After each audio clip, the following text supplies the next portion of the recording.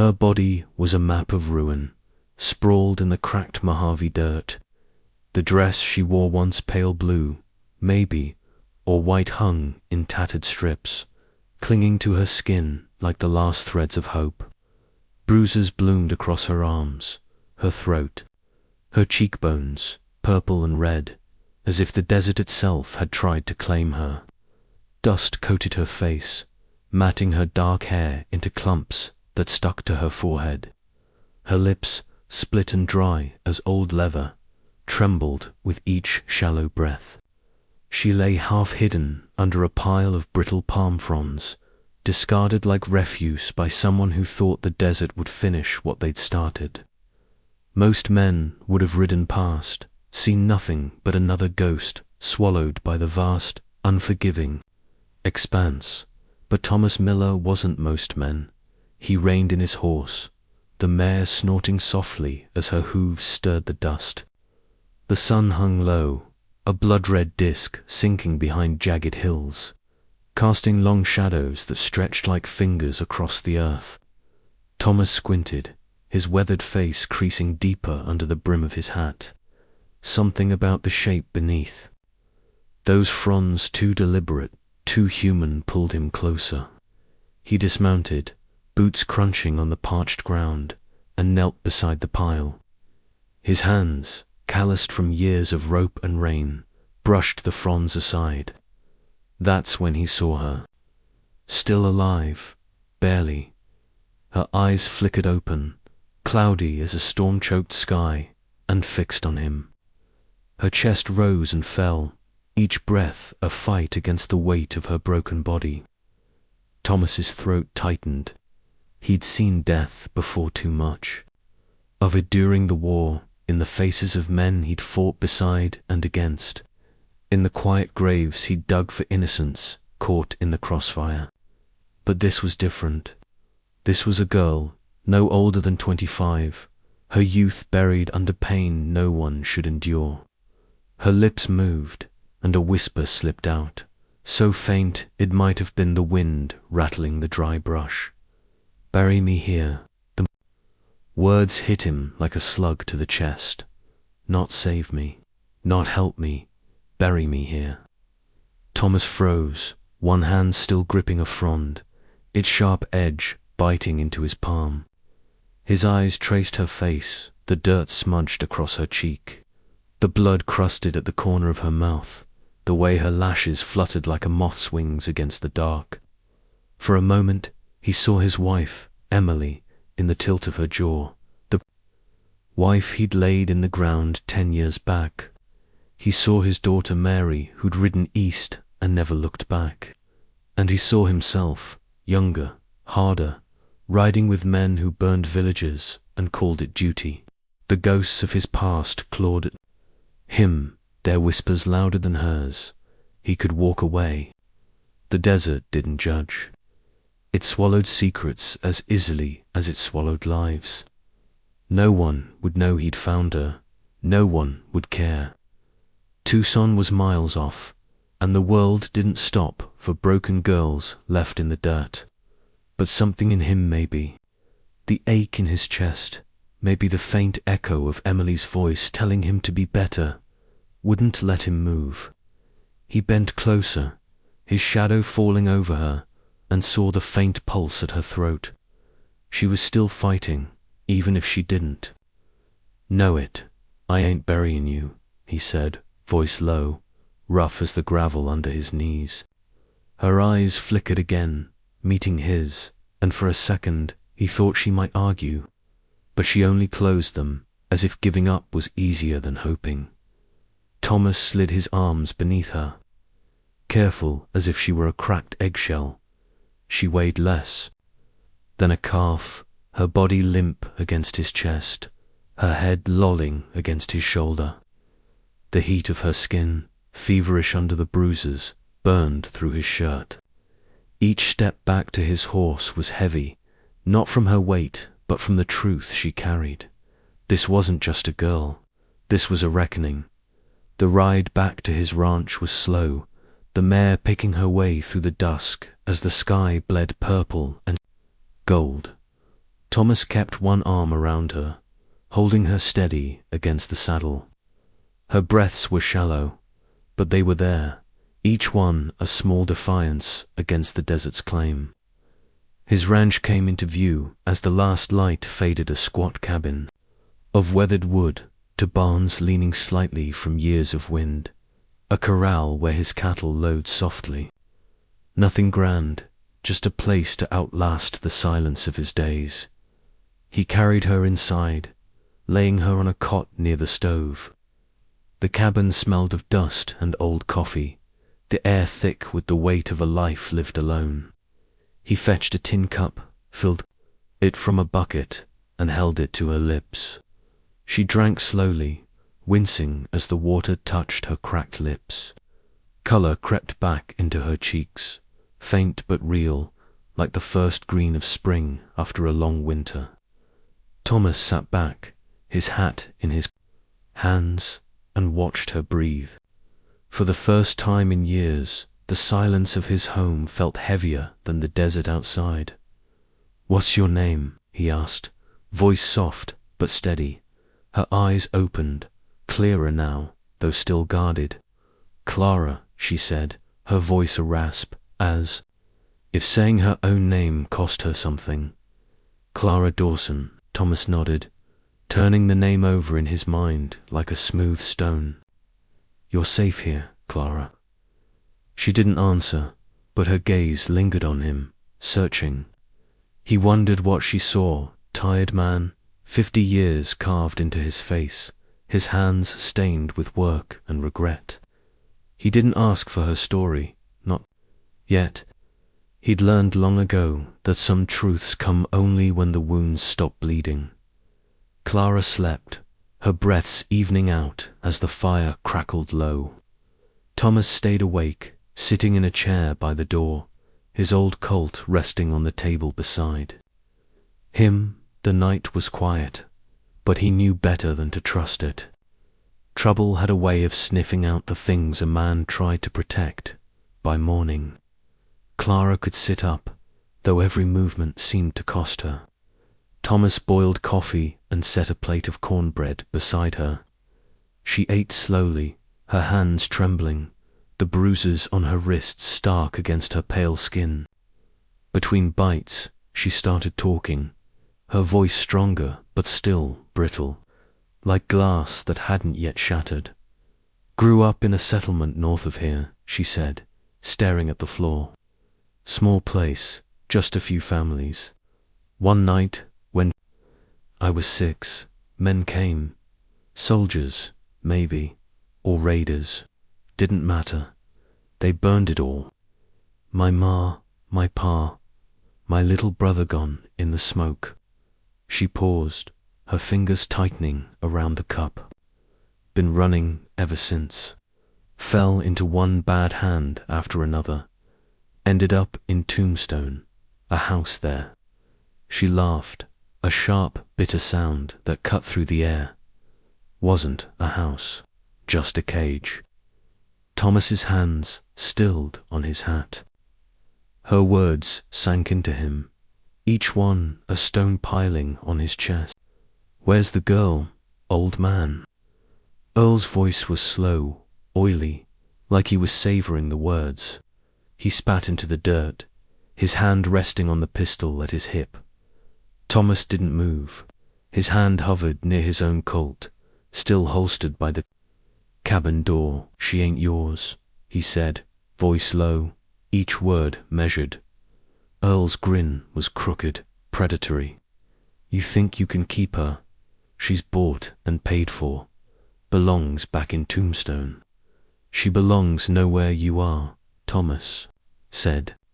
He stepped forward, boots scuffing the dirt, his shadow long and steady. He didn't draw his gun, didn't need to. His eyes, hard as flint, said enough. Earl's grin faltered, just for a second. He wasn't used to men who didn't flinch. The air grew taut, the only sound the creak of Earl's saddle and the distant cry of a hawk. Finally, Earl chuckled, but it was thin, forced. "This ain't over, Miller." He yanked the reins, and his horse wheeled, kicking up dust as he rode back toward town. Inside, Clara stood by the window, clutching a blanket to her chest. Her eyes were wide, her knuckles white. "He'll come back," she whispered Thomas. Closed the door, his hand lingering on the frame. Let him try. The days that followed were heavy with waiting. Clara grew stronger, her steps surer, though she flinched at sudden sounds of creaking board, a gust rattling the shutters. Thomas kept busy, tending the cattle, repairing the corral, but his eyes never strayed far from the horizon. He knew Earl's kind. They didn't let go of what they thought was theirs. One night, as the stars burned cold above the desert, Clara sat by the fire, her hands wrapped around a mug of coffee. "You ever lose someone, Thomas?" she asked, her voice soft but piercing. He stared into the flames, the lines on his face deepening. "My wife," he said, 10 years back. Fever. Took her. My daughter, Mary, left soon after. Couldn't stay here with the ghosts." Clara nodded, her gaze distant. "I don't remember my ma's face anymore. Just her voice, singing to me before bed. Sometimes I hear it in the wind." Thomas's chest ached. He wanted to tell her everything about the war, the fires, the lives he'd helped destroy, but the words wouldn't come. Instead, he said, "You're stronger than you know, Clara." She looked at him, her eyes catching the firelight. Am I just too stubborn to die?" He almost smiled. Maybe both. The trouble came, faster than he'd expected. A week after Earl's visit, Thomas woke to the smell of smoke. He bolted from his chair, the Colt already in his hand, and ran outside. The hay barn was ablaze, flames licking up the walls, sparks spiraling into the night. He heard laughter shop, cruel fading into the distance as 3 riders galloped away. Thomas raised his gun, then lowered it. Bullets wouldn't fix this. He grabbed a shovel, beating at the flames, his lungs burning with smoke. Clara appeared beside him, hauling buckets of water from the well, her face set despite the fear in her eyes. They fought until dawn, but the barn was half gone, its skeleton blackened against the sunrise. Thomas sat on the porch, soot streaking his face, his hands raw from the shovel. The barn wasn't just wood and hay. It was the last piece of Emily's father, the man who'd helped him build it. Clara sat beside him, silent, her hands still clutching a bucket. "They'll keep coming," she said, her voice steady but low. "They'll try," Thomas replied. He looked at her, saw the strength in the set of her jaw, the fragility in the tremble of her hands. She was both unbreakable and broken, a paradox the desert had shaped. The next morning, a rider approached. But this one was different. Marshal Henry Callahan, his grey beard catching the light, his badge glinting on his vest. He and Thomas went back to the war, brothers in arms who'd seen too much to pretend the world was kind. Callahan listened as Thomas recounted the fire, his face grim. "Earl and his boys," Callahan said, spitting into the dirt. "They won't stop, Tom. Not unless someone makes M." That afternoon, Callahan rode into Tombstone, straight to the saloon where Earl held court. The air inside was thick with smoke and whiskey, the kind of place where men like Earl thrived. Callahan's voice cut through the noise. "You lit a man's barn, Simmons. That's blood in the dirt. You want to keep breathin' in this county. You're done chassin' that girl." Earl's eyes narrowed, but he didn't laugh. Callahan's word carried weight, and even a man like Earl knew it. One by one, his men slipped out, leaving their drinks behind. For now, Clara was safe. Back at the ranch, Thomas told her what Callahan had done, she nodded, but her eyes held doubt. Men like him don't quit, she said. I know, Thomas replied. He didn't tell her about the weight in his chest, the truth he still carried. The fire at the barn was out, but the one in his heart still burned. The nights grew quieter, the desert settling into its rhythm of crickets and wind. Clara began to ask about his past, her questions gentle but persistent. Thomas deflected, turning the conversation to the cattle, the stars, anything but himself. The desert never slept, not truly. Even in the dead of night, it hummed with life crickets scratching their songs, coyotes yipping in the distance, the wind scraping across the sand like a blade on a whetstone. Thomas sat on the porch, his chair creaking under his weight, the colt resting across his knees. The air smelled of ash, a faint reminder of the barn that still smouldered in the yard. Clara's departure 3 days ago had left a quiet heavier than the desert's own, and though he'd grown used to silence, this one gnawed at him. Her words, "You saved me," Thomas echoed in his skull, sharp as the crack of a whip. He'd told her the truth about his past, expecting it to break her. Instead, she'd walked away, carrying that truth with her, leaving him to wrestle with what was left. The horizon was a bruise of purple and black, the stars sharp enough to cut. Thomas's hands, rough as the bark of a mesquite tree, tightened. Around the gun, he wasn't waiting for Earl Simmons. Not exactly. Men like Earl didn't ride alone twice. But the desert had a way of promising trouble, and Thomas had learned to listen. His eyes scanned the darkness, catching the faint glint of moonlight on the corral fence, the silhouettes of his cattle shifting restlessly. Something was coming. He could feel it in the ache of his bones, the same instinct that had kept him alive through the war. Inside the cabin, the cot where Clara had slept lay empty, the blanket folded neatly, as if she'd never been there. But her presence lingered in the tin cup she'd used, still sitting on the table, in the faint scent of her skin, like sage and sweat, that clung to the air. Thomas hadn't expected to care this much. He'd buried his wife, watched his daughter ride away, and thought he'd sealed his heart in the dry earth. Yet Clara, with her bruised strength and her unyielding gaze, had cracked that seal. Not love, not yet maybe, never, but something deeper. Forged in the shared weight of survival, the sound came just before dawn, soft crunch of boots on gravel, too deliberate to be an animal. Thomas stood, the Colt steady in his hand, his shadow stretching long across the porch. A figure emerged from the dark, small and hesitant, moving with a limp that made his chest tighten. Clara. Her hair was loose, tangled with dust, her dress borrowed from his wife's old trunk torn.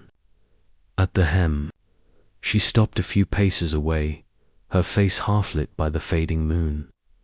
Her eyes wide but unreadable. "Couldn't keep right in," she said, her voice low, cracked like the earth beneath her feet. Got as far as the canyon, then she trailed off, her hand brushing the bruise on her cheek, fresher than the ones he'd seen before. Thomas lowered the gun, his throat dry. "Who did this?" She shook her head, a small, defiant motion. "Doesn't matter, they're gone." He stepped toward her, slow, like approaching a spooked horse. "It matters."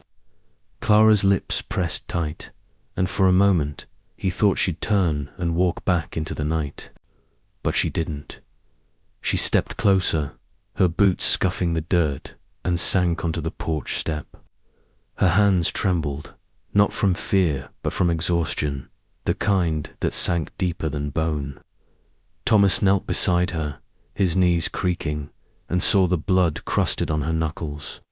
She'd fought back. Of course she had. "Come inside," he said, standing, offering a hand but not forcing it.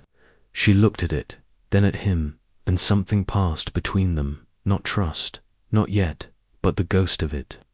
She took his hand, her grip weak but stubborn, and followed him into the cabin.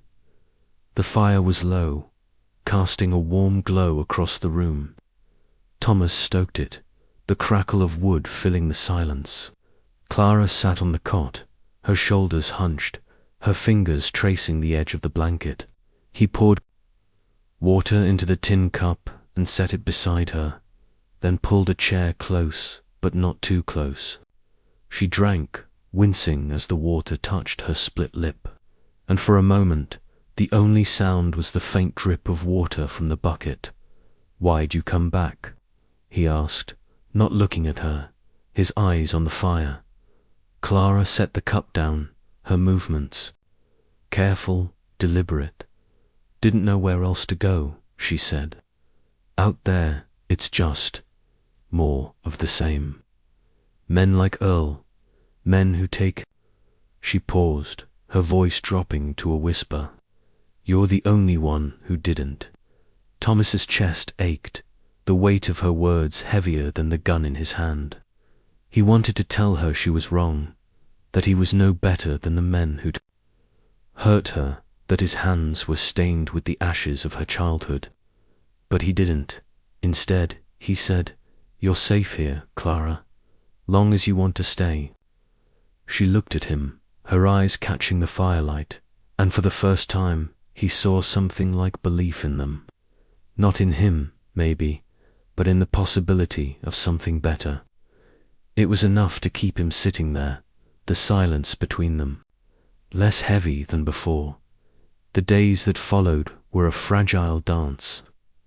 Clara stayed, her strength returning in small ways, carrying water from the well, mending a tear in her dress with a needle and thread from Emily's old sewing box. Thomas watched her, noting the way she moved, deliberate but cautious, like a deer testing the ground after a storm. They worked side by side, not speaking much, but the silence wasn't empty. It was built on small gestures, her passing him a cup of coffee, him leaving a plate of cornbread by her side, their hands brushing once as they reached for the same bucket. Each moment was a thread, weaving something neither could name. But the desert didn't let peace linger. The hoofbeats returned on the fifth night, louder this time, 3 riders cutting through the dark. Thomas was outside, checking the corral. When he heard them, he grabbed the colt from the porch and stood in the yard, his shadow sharp against the moonlit dirt. Clara appeared at the door, her face pale but set, a kitchen knife in her hand. She didn't hide. Thomas felt a surge of pride, mixed with fear.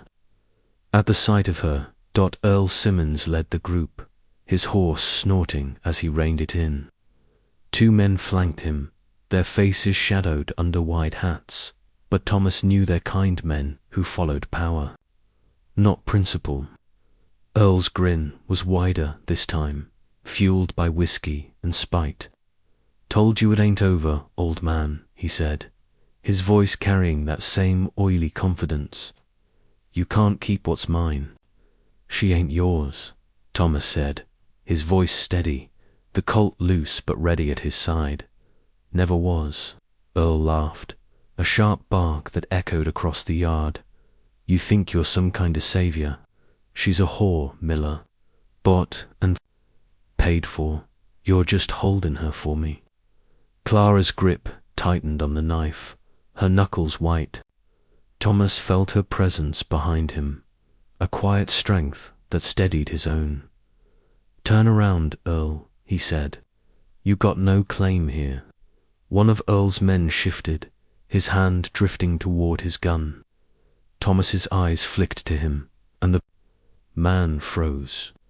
The air was thick, the kind of tension that snapped like dry wood. Earl's grin didn't waver, but his eyes narrowed, calculating. "You'll regret this," he said, spitting into the dirt. "You and that girl, both." He yanked the reins, and the 3 rode off. their laughter fading into the night. Clara stepped forward, the knife still in her hand. "They'll burn it all," she said, her voice low but certain. "They did before." "Not this time," Thomas said, though he wasn't sure he believed it. He turned to her, saw the fire in her eyes, the same fire that had kept her alive through years of cruelty. "We'll be ready." They spent the next days preparing. Thomas reinforced the cabin door with planks from the ruined barn, sharpened the axe, and kept the Colt loaded. Clara helped, her hands steady as she stacked firewood, her face set despite the bruises that still lingered. They worked in silence, but it was a shared silence, one that spoke of trust growing like a seedling in rocky soil. She didn't flinch when he passed her, didn't pull away when their shoulders brushed, and he didn't look away when her eyes met his. Thomas leaned back, his hands resting on his knees. "Thought about it," he said, "after Emily died, after Mary left. But this is all I got. The land, the cattle, it's what keeps me." Clara nodded, her fingers tracing the edge of the porch.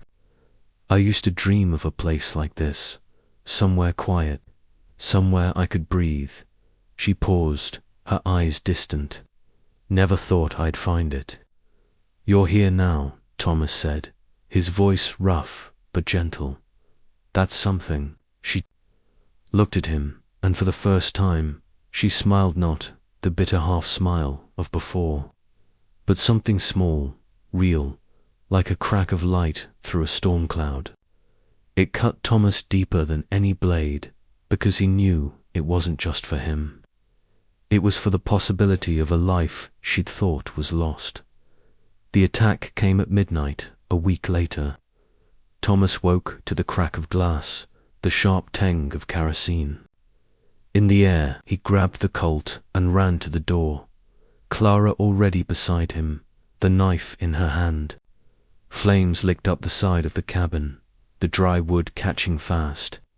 Shadows moved in the dark three, maybe for men, their laughter sharp and cruel. Thomas fired a shot into the air, the crack echoing across the yard. The shadows scattered, but not far. "Stay low," he told Clara, his voice urgent. She nodded, crouching by the window, her eyes scanning the dark. Thomas kicked open the door, the heat of the fire stinging his face, and fired again, this time at a figure darting toward the corral. A yelp, then silence. The flames roared, painting the night in orange and black dot. Clara grabbed a bucket, hurling water at the fire, her movements fierce despite the fear in her eyes. Thomas joined her, beating at the flames with a blanket, his lungs burning with smoke. They fought side by side, their shadows merging in the flickering light, until the fire was a smouldering heap. The attackers were gone, their hoofbeats fading into the distance, but the damage was done. The cabin's front wall was charred, the porch half collapsed. Thomas sank to the ground, his hands black with soot, his breath ragged. Clara sat beside him, her face streaked with ash, her hands still gripping the bucket. "They'll come again," she said, her voice steady but tired. "Let M," Thomas said, his eyes on the horizon. "We're still here." The next morning, Marshal Callahan rode up, his face grim. "Heard about the fire," he said, dismounting. "Earl's braggin' in town. Says he ain't done with you." Thomas nodded, his jaw tight. "He won't be." Callahan looked at Clara, then back at Thomas. "You're staring a hornet's nest, Tom, but I'll back you, always have." Clara watched the exchange, her expression unreadable. When Callahan rode off, she turned to Thomas. "Why do you keep fighting for me?" she asked, her voice soft but piercing. He met her gaze, saw the question in her eyes, not just about him, but about herself. about whether she was worth it. "Because you're still fightin'," he said, "and I ain't letting you do it alone." She didn't answer, but her hand brushed his, a fleeting touch that said more than words could. They went back to work, rebuilding what they could, their movements synchronized, their bond growing stronger with each shared task. But Thomas knew the truth was still there, a shadow between them. He'd burned her world once, and though she didn't know the full weight of it, he did. Every time she looked at him with that fragile trust, it cut deeper. The desert watched, indifferent, as they fought to hold on to what they'd built. The wind carried the scent of smoke and sage, a reminder that nothing lasted forever, but for now they had this, the ranch, the silence, each other. And in the frontier, where survival was a daily defiance, that was enough to keep them standing.